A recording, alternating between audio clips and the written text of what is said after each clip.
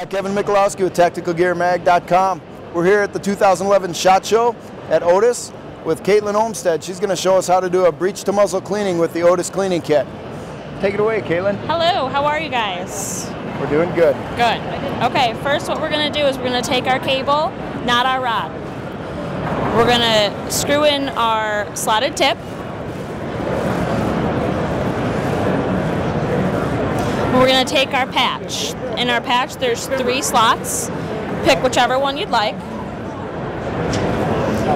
And my personal take on it is to keep the short side of the patch towards you like it's 6 o'clock. This is 12 o'clock here. Depending on the size of your barrel, depends on where you're going to pinch your patch to make your swab. With this barrel, I'm going to pinch it at about 5 o'clock. I'm going to send it through the slotted tip. Pinch it like a mountain, not a valley.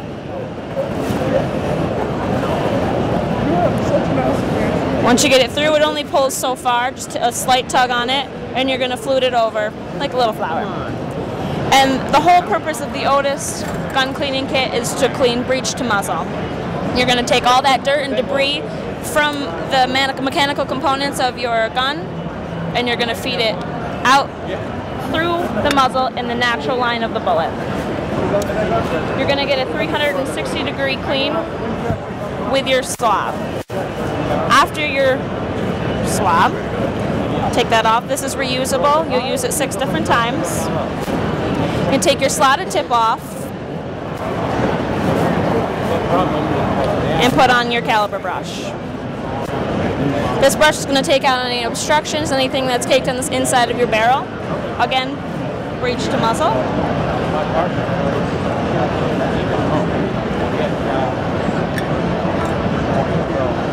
Before you pull, you're going to put on your obstruction remover.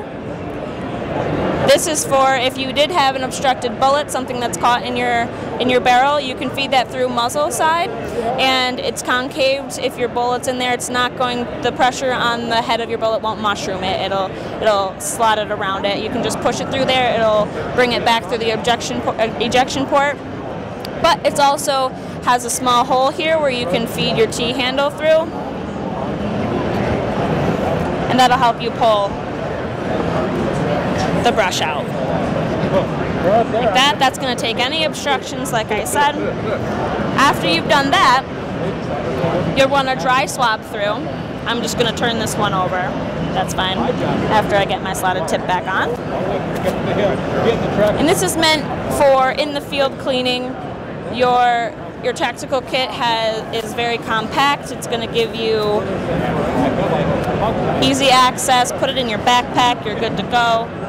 Looks like we have 5 different size brushes in there at the time too, so we get several different calibers we can clean? Absolutely. This cleaning system will clean any gun that you have.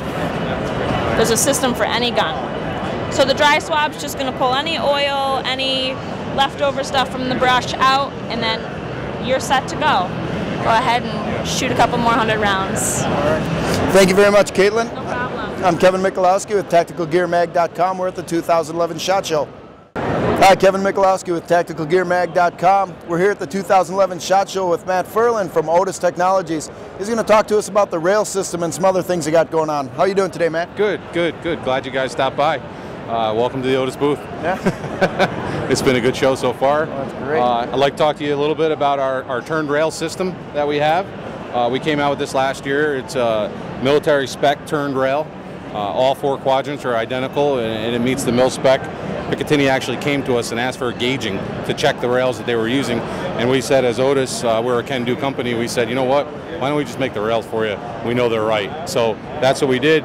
And then we had a lot of voice of the customer this year say, you know what, we're going to a piston system instead of a gas system. A lot of guys wanted to change over. So what we came up with is our rail riser, and basically what that does is change your barrel nut, rises up your rail, and now your piston can go back and forth without getting impeded from the rail in there. Okay, so you got more space for the operating rod right in there? Absolutely, yep. Perfect. So we're one of the only systems out there that can do that with a full free-floating quad rail to do that with. Also, what we came out with this year is our component holder.